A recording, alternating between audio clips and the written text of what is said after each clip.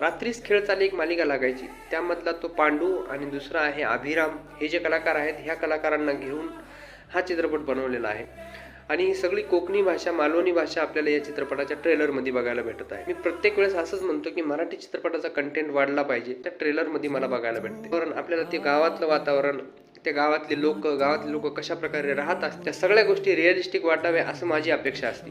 आणि हा चित्रपट त्याच अपेक्षेला खरा उतरलेला मला दिसत आहे. डायलॉग, कलाकार आहेत त्यांचे काम, सिनेमॅटोग्राफी, गाणं मध्ये मध्ये वाचतायत ते एकदम उत्तम मला वाटले. तर या चित्रपटाची भाषा ही मालवणी असल्यामुळे आणि ते जर सबटायटल मध्ये असेल तर खूपच चांगली गोष्ट आहे. नाहीतर मग तुम्हाला हा चित्रपट समजूच शकणार नाही.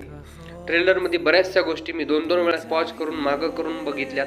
जसं की मुलीचा भाऊ आनंद हा मुंबईला असतो आणि त्यांनी विचारतात की मग आनंद मुंबईमध्ये कुठं असतो, तो म्हणतो कुठंच नाही.